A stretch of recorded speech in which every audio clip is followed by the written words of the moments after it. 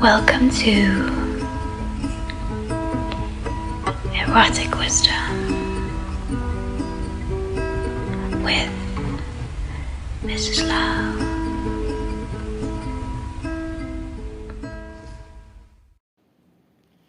When I think about erotic expansion, I'm really think about this meeting with your genital. That's where everything starts, and is like sitting and saying hello, hello.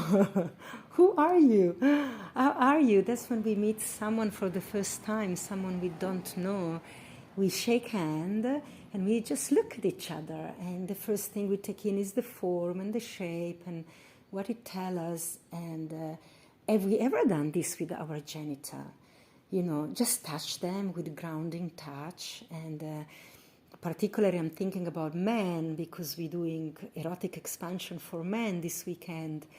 And have you ever held your cock in your hand and say hello? Nice to meet you. Feel it in your hand, like a presence that comes to meet you. And then you sit and you look at them and you take on whatever their aesthetic presence transmit to you, like we do with people. How they present themselves, and we get information about them. Really looking, you know. Very few people spend time on the mirror looking at their genital. Activate your genital. There's also the shame. Then in the uber spiritual circle, we just have to look at genitals when really passive, just in case we mix spirituality with sexuality. And it's together, it's one and only. And so you can activate your genital, like arouse them. Let them be engorged, and look at what they look like now. This is the one you've never met. You always met the one that is passive while you're changing your outfit in the morning.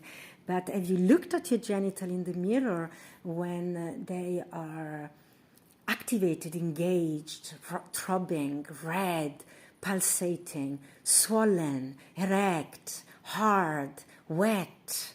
Wow, you know, the color of the yoni changed so drastically. For example, you know, some dark tip in the skin and some very pink. And the color of the man too, the tip of the lingam can get so red, purple, sometimes purple, blue. You know, so this means we're really looking at the blood gushing. That's why we see the redness is coming through the skin from underneath. That's what happens when we are skinned. To meet ourselves like this, really meet another. Have you ever looked at your body like this? It's a wonderment. And shape, when it changes shape, it means there is soft tissue that becomes hard, or hard tissue that becomes soft. And the texture change. It's a different meeting you are having now with your genital. Hello, who's this one? I want to get to know this one. What's your name? Ask and see what they say. This is what they tell you. This is what someone would call shamanic encounter, you know. With personality, you can have conversation. For me, it's just normal. It's because your genitals are full of consciousness, and they will have a conversation with you. The same way many other parts of the body do. But the genital hold the connection to the heart. You see, it's direct, immediate. It's what you really seeing is the heart arousal. It's your heart meeting the heart of reality and feeling. You know, when we meet and we say, oh, pleasure to be with you, pleasure to meet you. It was a pleasure to meet you. This, we really mean it. It's a pleasure to meet you, which actually says meet myself, you know, because it comes from me. But for a moment, you can put it on the outside. So the beauty of having this conversation with your genital is exquisite. And it's a real pleasure to meet you, to be with you.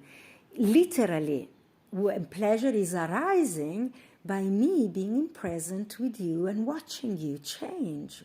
What a pleasure. It's not just, it's the pleasure of the mind that has this conversation, that sees it and appreciates the wonderment, the changing of the physiological body, that at the same time take instruction from the immediacy of pleasure, because it's feeling the pleasure, it's responding to pleasure in the body, it changes. And it look like this, and like this, and like this, and like this, and like this. How willing are you to stay present and watch all the changing and meet me there? So this is a commitment for a lifetime, you know. We don't do this in one workshop, obviously. We initiate just the possibility of this really embodied conversation. And and that alone is immense and will constantly changing. And so what we're bringing is presence to the unusual, because it's unusual to sit in front of the mirror and look at your genital. No one adopted this as a teaching technique at school or at university. And so we think we don't do this stuff just because we don't. And so now your erotic expansion requires the expansion of your mind. That this is a valid practice as well as you doing your Sudoku. Exercise your mind. Keep your mind stretched, yes. And can you keep the mind stretched, the mind that lives in your body, in your genital? Every cell in your genital, it's mind. And so when you're having an erection, your mind stretch, because the mind in every cell there occupy more space, stretch, visibly so. There's no denying of it. And that's how reality talked to us, you know. We need to stop to intellectualize this sentence, this word, this meaning, and expand from just the mind thought, the dictionary, what this meaning is, stretch and expand your mind. What does it really mean in relationship to reality of multi-sensorial reality?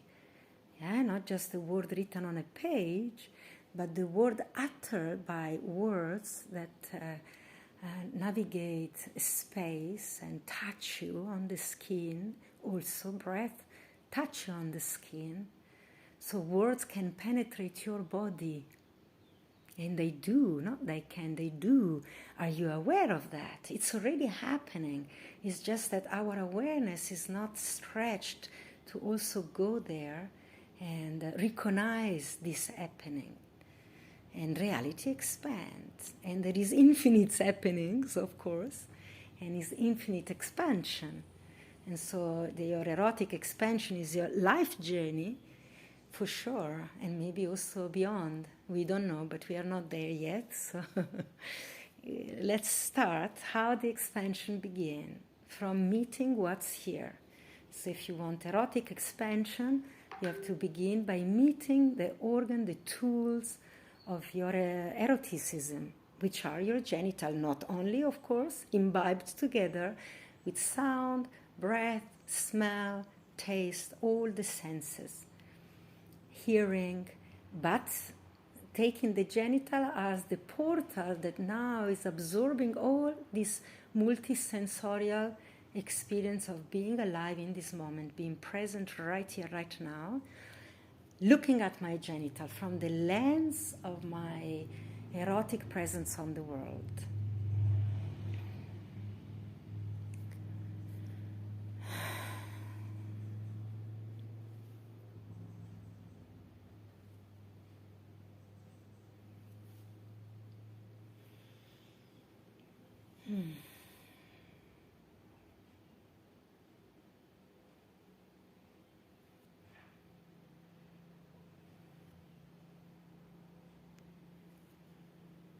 And this is an expansion, no? Taking time to just drop in space, even all these words and this concept that are spoken.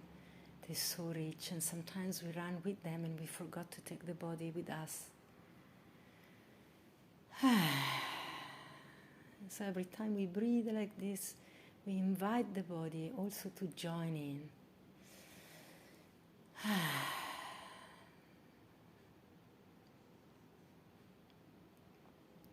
And this concept become embodied. This is what it means, embodied sexuality. We speak about it so much. But do we do it? Do we know how to do it? It's not about writing the book about it that we do it. It's by stopping, breathing, and taking a moment to really be here with myself.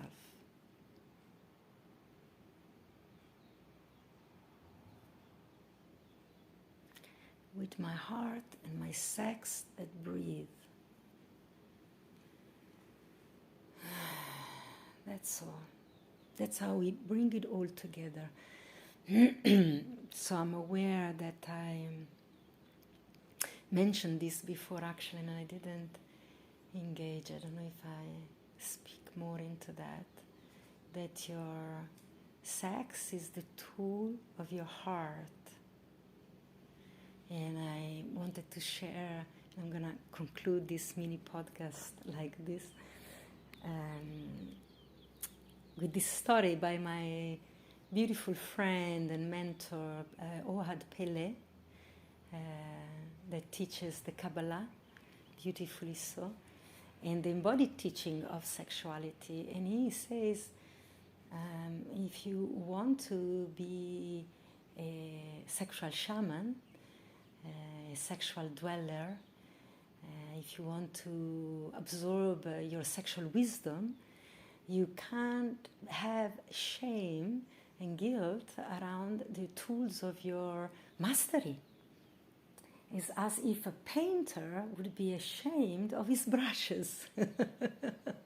If he is, surely he would do something about it and get a new one, and because otherwise he can't engage with the painting. His process of expressing is hindered from the basic, the beginning. And I'm thinking now, a football player would be ashamed of his leg and feet running, essential for him or her to kick the ball, no? So there must be devotion and culturing of it, and practicing like the athlete goes and running to excel in his offering. The sexual dweller needs to be really proud of his or her genital. Love them so deeply and profoundly, and learn to be in the company of them and learn their nuances. Like a musician will know the nuances of his own violin, of her own sitar, flute, how to play that instrument, and devoting an hour of practice to breathe in it, to practice the fingering of it.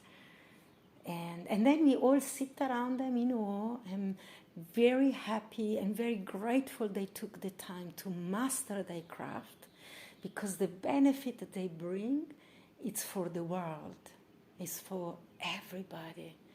It elevates the human condition, the arts, the painting, the music, the dancing. And so is sexuality. It's an art form in this way, because the people that really find the heart of sexuality brings gift to the world. Whatever they choose to do will be imbibed of this direct connection of their heart with life. Through the genital. That's what the genital do. They are the bringer of life. And that's how reality sustains itself. And so, make art with your sexuality and bring joy to consciousness and creativity. So, it was really nice to meet you. Pleasure to meet you, my genitals. Yeah, my yoni spoke throughout this whole monologue I've actually been having with myself. And thank you for sharing this moment with you of my own learning. And yes, listening into my monologues. I love you. Thank you for taking your time for being with me. Ciao.